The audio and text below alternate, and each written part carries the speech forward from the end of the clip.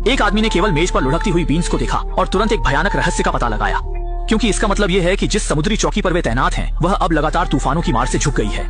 यदि समय पर पीछे नहीं हटे तो यह चौकी देर सवेर ढह जाएगी और तब वे भी मौत से नहीं बच पाएंगे। लेकिन सबसे भयानक बात यह है कि अब यह 4 सदस्यीय दल समुद्री चौकी पर 2 साल से अधिक समय से तैनात है और उनके पास खाद्य और पेयजल बहुत कम बचा है। लेकिन अजीब बात यह है कि नियमों के अनुसार हर 2 साल बाद वरिष्ठ अधिकारी नए साथी भेजते हैं ताकि वे उनकी जगह ले सकें।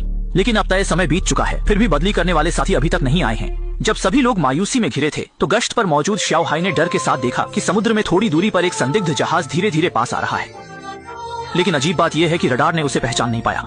श्याओ हाई ने अनुमान लगाया कि वह जहाज शायद उन्हें बदलने के लिए आया हुआ है, लेकिन कप्तान ने देखा तो उसे कुछ गड़बड़ लगी।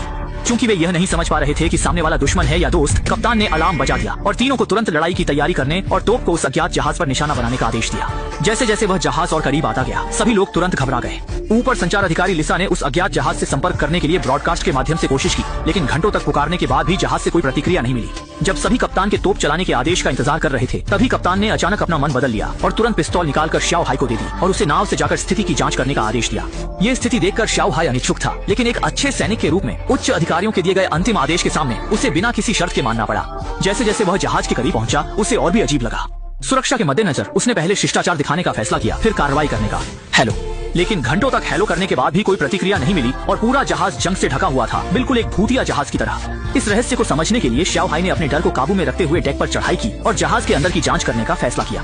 अनावश्यक परेशानी से बचने के लिए उसने अपनी कमर पर लगे वॉकी टॉकी को बंद कर दिया, लेकिन उसे यह नहीं पता था कि यह छोटा सा कदम उसे जल्द ही खतरे में डाल सकता था। लेकिन जैसे ही वह कॉकपिट में पहुंचा, उसने देखा कि वहां का सब कुछ बर्बाद हो चुका है और सभी इलेक्ट्रॉनिक उपकरण अब काम नहीं कर रहे थे। सभी संकेत यह दर्शाते थे कि यह जहाज बहुत समय से छोड़ दिया गया है। लेकिन अजीब बात यह थी कि जहाज पर अन्य लोग न तो जीवित दिखाई दे रहे थे और न ही उनकी लाशें।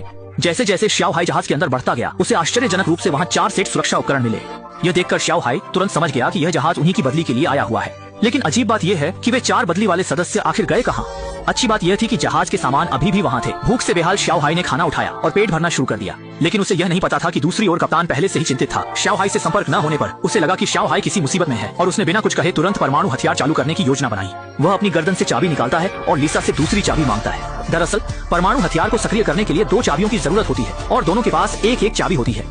हालांकि लिसा कप्तान के इस कदम से सहमत नहीं थी, लेकिन चूंकि वह उसका वरिष्ठ अधिकारी था, इसलिए उसे आज्ञा का पालन करना पड़ा। जैसे ही दोनों चाबियां कंट्रोलर में डाली गई, चौकी के नीचे का परमाणु हथियार धीरे धीरे सक्रिय हो गया और कप्तान का उद्देश्य उस खतरनाक जहाज को पूरी तरह से नष्ट करना था। लेकिन जैसे ही कप्तान गोली चलाने की तैयारी कर रहा था, दूसरी ओर भोजन कर चुके श्याओ हाई को अब वॉकी टॉकी चालू करने का ख्याल आया। लेकिन जैसे ही उसने उसे चालू किया, वह डर से आधा मरा गया। हमें झूठ मिला, यहाँ कोई नहीं, सब साफ। अच्छी बात यह थी कि कप्तान को समय पर श्याओ हाई की प्रतिक्रिया मिली और एक त्रासदी टल गई। फिर कप्तान ने श्याओ